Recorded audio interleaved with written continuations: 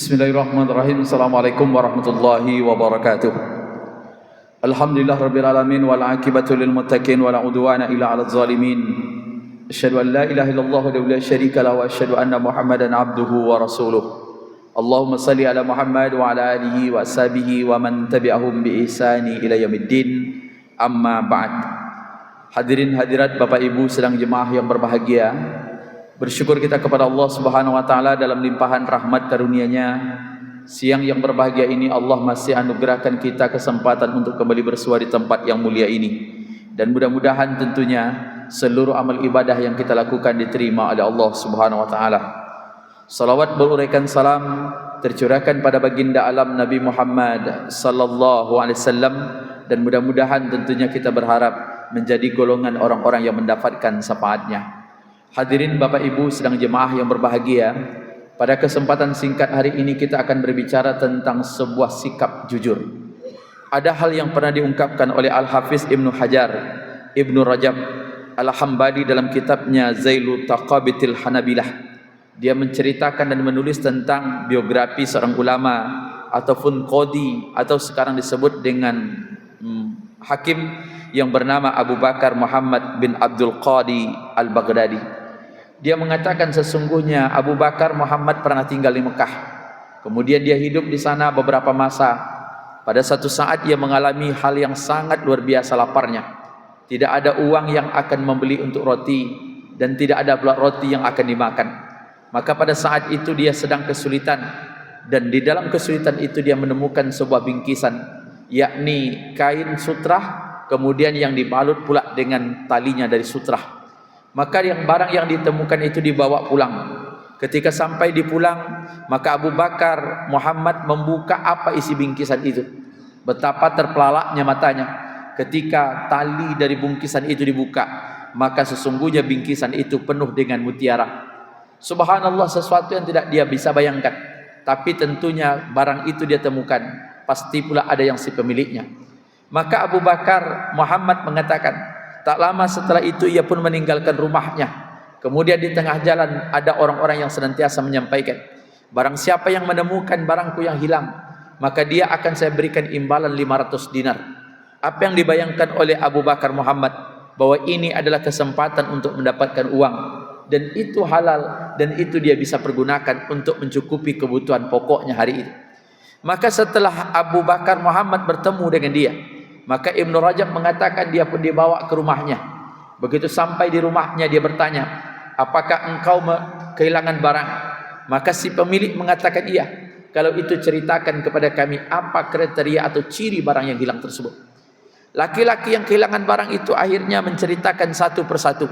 Setelah ditelusuri dan teliti, apa yang dikatakan oleh Abu Bakar Muhammad, barang yang ia temukan persis sama cirinya sebagaimana yang disampaikan oleh laki-laki tersebut. Maka sidang jemaah yang berbahagia, akhirnya Abu Bakar memberikan barang itu kepada dirinya sebagai kompensasi, karena dari awal laki-laki itu mengatakan ia pun memberikan uang sebanyak 500 dinar tersebut. Tapi uang itu ditolak, dan dia tidak mau menerimanya dengan alasan bahwa dia tidak banyak usaha untuk mencarinya. Dan dia mempersilakan, bawa sajalah itu barangmu, dan bawa pula uangmu, karena sesungguhnya itu bukanlah milikku. Beberapa kali didesak oleh si pemilik barang agar ia mau menerima uang sebagai ujrohnya atau imbalan dari apa yang dia temukan, tapi tetap ditolak. Maka itulah akhir perjalanan hari itu. Kemudian kata Ibnu Rajab, beberapa masa setelah itu Abu Bakar Muhammad ini pergi pun meninggalkan Mekah. Ia pergi menyeberang sebuah lautan. Di tengah perjalanan maka ketika itu datanglah angin kencang. Kapal pun menjadi pecah. Tidak berapa banyak mereka yang selamat. Alhamdulillah Abu Bakar Muhammad bertahan di sebuah bongkahan kayu, dan dia diselamatkan sampai ke pulau yang ada penghuni. Di pulau itu kata Abu Bakar Muhammad, ia menemukan sebuah masjid. Ia mulai mengaji. Ketika dia mengaji, banyak orang kampung bertanya, apakah engkau bisa mengajarkan anak-anak kami mengaji? Maka dia mengatakan bisa. Maka orang-orang kampung pun mengantarkan anak mereka mengaji ke tempatnya, dan dia pun mendapatkan upah dari apa yang ia lakukan. Setelah itu dia pun terlihat sedang menulis Arab, atau dia juga bisa menulis dalam kalimat Arab. Maka orang-orang kampung juga bertanya kepadanya, apakah engkau bisa menulis Arab? Maka dia katakan, bisa. Kalau begitu ajarkan anak-anak kami untuk belajar menulis. Ia ajarkan lagi anak-anak kampung itu, dan akhirnya ia pun mendapatkan ujroh sama sebagaimana ia juga mengajarkan anak-anak tersebut membaca Al-Quran. Maka sudah lama waktunya apa yang disampaikan oleh Abu Bakar Muhammad, ia akan segera meninggalkan tempat itu, pergi sebuah kampung yang memang menjadi tujuan dia merantau awal, tapi orang-orang kampung itu sudah tidak bisa membiarkannya. Dia ingin menetap agar Abu Bakar Muhammad tinggal di negeri itu. Maka dia suruh dia menikah seorang perempuan yang anak yatim. Awalnya kata Abu Bakar Muhammad dia tidak mau, tapi karena didesak terus dan perempuan itu dibawa ke depannya, maka akhirnya dia mau. Apa yang terjadi? Begitu perempuan itu dibawa ke hadapannya, maka saat itu terperangah dirinya menengok perempuan itu. Bukan karena kecantikannya, tapi ada kalung yang melekat di leher. Sehingga orang-orang bertanya, ya Abu Bakar Muhammad, apa yang membuatmu terperangah menengok dia? Maka dia katakan, sesungguhnya saya teringat akan sebuah kalung yang dipakai oleh perempuan itu. Maka seluruh orang-orang ketika itu mengucapkan subhanallah. Ada yang bertakbir dan ada yang bertahmid. Kemudian dia makin bingung dan orang mengatakan, sesungguhnya ini adalah anak yatim yang ayahnya pernah kehilangan barang ini atau kalung ini di Mekah. Dan dia mengatakan tidak pernah menemukan seorang laki-laki yang jujur, tidak pernah menemukan seorang laki-laki muslim sejati kecuali laki-laki tersebut. Dan dalam doanya dia berharap mudah-mudahan satu saat ia dikumpulkan oleh Allah dengan laki-laki tersebut. Rupanya sedang jemaah yang berbahagia, itulah kompensasi yang diberikan oleh Allah kepada dirinya. Ketika dulu dia jujur, kemudian pernah terbayang bagaimana menikmati kalung itu, yang pada akhirnya kalung itu akan kembali kepadanya dengan cara yang lebih halal. Dia menikah. Setelah menikah, apa yang dikatakan oleh Abu Bakar Muhammad, kami memiliki 2 orang anak laki-laki. Tak lama setelah itu istrinya pun meninggal dunia dan dia mendapatkan warisan sebanyak 100.000 dinar. Maka sidang jemaah yang berbahagia, apa yang diceritakan oleh Ibnu Rajab ini, sesungguhnya setiap kejujuran itu pasti akan membawa kebaikan. Bukankah hal yang paling langka hari ini bukan bagaimana titel sekolah kita, bukan bagaimana hebatnya kita memasarkan barang kita, tapi yang sangat hilang hari ini bagaimana menimbulkan sikap jujur tersebut.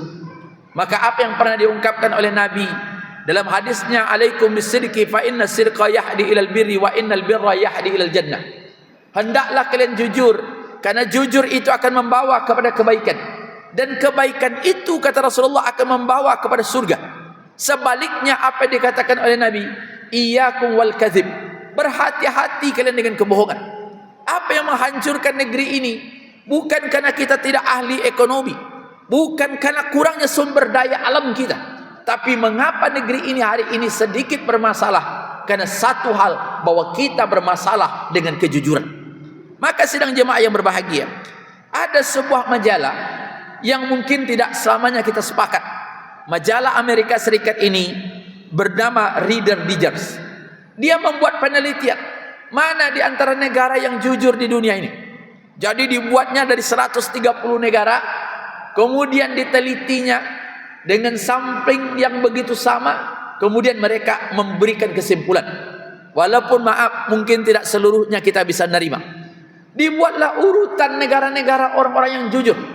Maka kesimpulannya, apa yang disampaikan oleh majalah itu, bahwa orang yang jujur di negeri ini, di dunia ini, mereka mengatakan orang yang tinggal di kota Helsinki, yakni Finlandia.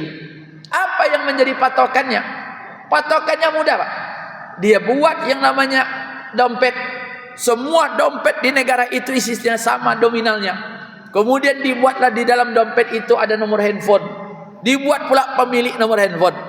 Dicampakkan di berbagai kota, agar mudah-mudahan dompet itu ditemukan oleh orang-orang tertentu dengan harapan mudah-mudahan dikembalikan. Itulah penelitian yang dilakukan oleh majalah Reader ini. Setelah itu diteliti, di mana di antara negara yang menemukan dompet mengembalikan. Maka kesimpulan mereka cuma satu, bahwa di Finlandia ada 12 dompet yang memang disebarkan sama, yakni jumlahnya 12, yang kembali 11, yang satu tidak. Itulah hebatnya dia katakan orang Finlandia. 11 dompet itu isinya tidak kurang Tidak ada yang hilang dan dikembalikan 11. Yang satu hilang.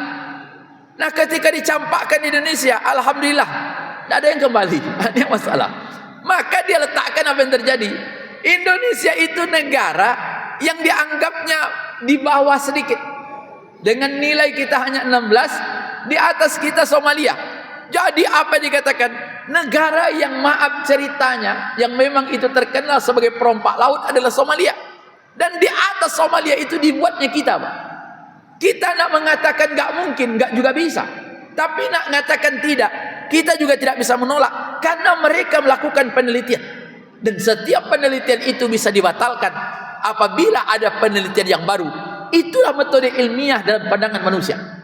Maka Bapak Ibu sedang jemaah yang berbahagia, maka ketika orang jujur, jalan keselamatan itu akan mudah. Hari ini apalagi dalam konteks muamalah. Bapak-bapak yang mungkin hari ini suka berselancar di media sosial, saya menarik ada seorang teman yang lagi viral itu tentang penjual mobil second. Ini bagus dia, Pak. Ketika ada orang datang beli mobil sama dia, dia katakan, kamu beli mobil yang model apa? Yang harganya 60 juta, Pak. Kalau memang mobil itu berapa gajimu? Ditanyanya berapa gajinya, berapa pengeluarannya, kemudian untuk apa kamu beli mobil. Setelah itu dia akan rekomendasi, kalau hanya sebesar itu gajimu, saya berharap engkau tidak beli mobil, hanya menambah beban hidupmu.